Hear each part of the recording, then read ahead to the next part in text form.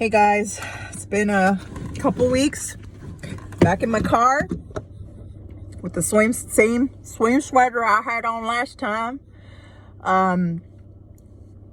Wow, these grades are really kicking in. Anyways, let me tell you something. Because right now, there's someone in your life that you're praying for, or you prayed for years. God is so good. And you kind of feel like you're giving up, and like it's like, okay, Lord, do I keep praying for them or what do I do? But see, this is why we carry each other's burdens.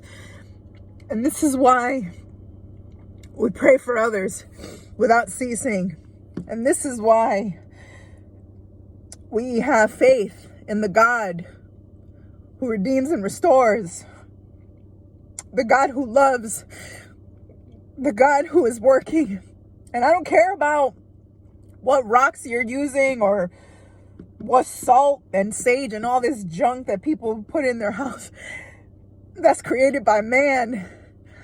And when you think about the word that, yes, physically was written on tablets and papyrus paper and all that, right? But the word that was written is true. And that is not by man. That is by God. And I'm here to tell you today that there is someone that you are praying for, my friend. Someone in your family. And I'm just teared up because prayers, God hears the prayers of his people, and he inhabits the praises of his people. And so today I rejoice with the fact that my life has touched someone in such a way that they would say, I want to make right with the Lord. And it's not about numbers. It's not about saving 1,000 people's souls or whatever, because we're not the ones that save. We're the ones that are called to live out our lives in such a way that represents who the Lord is. And I'm just full of tears because I think of Kimberly back in 2008. Kim, crazy Kim, who was lost, who was serving Satan and in Santeria and all that junk, and smoking cigars and going to rituals with beans and doing all this stupid junk that I see some people doing now, that I'm just like, Lord, may they see your face the way I did. Golly, I'm totally moved right now. And I think of that girl who 11 years ago gave her life to the Lord. And through my walk and through my life, that 10 years later, I would hear the words of someone that says, I want to serve the Lord because what I have seen her do, what I have seen God do in her life, that is faith. Wow. God is worth everything. Jesus is worth everything. And I don't care who stops talking to me or who has stopped talking to me or who thinks I'm more holier. I'm not some saint. I don't claim to be better than anyone. If anything, I'm like the crumbs in the corner of a stall. That's how dirty I feel when I look at myself next to who Jesus is.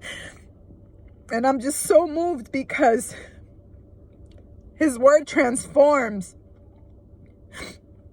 He is good and he deserves all the glory. And I will continue to make myself look a fool. And I will continue to say the things that people are uncomfortable with. And I will continue to live my life as a living sacrifice. No matter how many people walk away from my life, no matter how many people stop talking to me, I will continue to preach the good news of who the Lord is, because he deserves all the glory. And it is because of him that we are here. And so I'm just so moved right now by the fact that my life and what I do and the faith that I've had and how much I've grown could touch one person who I've been praying for years. And that's how God is. And so I'm here looking like a fool, crying out of pure joy and reverence, because God is true, my friend. He is faithful. He is sovereign. He is so sovereign. Oh, he's so sovereign. And it is because of his sovereignty that I know that I can go to sleep and wake up knowing that if I wake up tomorrow, it is his will. And if I don't, it is his will. And that if I have to go do something today and something happened, it was his will. Now, mind you, yes, there are times in our lives where things happen because we are the ones making those choices. What I'm trying to say is that everyone serves a purpose, and everyone, you have a purpose. Just like I have a purpose to look like a fool right now. But I don't care, because for my God, for the God that I serve, the God of Isaac, Abraham, and Jacob, I will continue to look like a fool, because he deserves all the glory. So enough with my crying. It's not a little pity party here. It is a heart full of overwhelming joy for the truth, because Jesus told that woman at the well, after he told her who she was and what she did, he told her, John 4, I believe, 4:34 or 4 something, 4, you look it up. For a time is coming when the true worshipers will worship me in spirit and in truth. Yes, friend, and that is what I am doing, worshiping him in spirit and in truth. And so I thank you for allowing me to share from my heart, from a place of pure and utter joy of who God is. And I've got good things coming my way, and I believe it, and God is good, and I rejoice. And I'm sitting in my car here, and I had to film this before I left. So me and my gray hairs are out of here for today.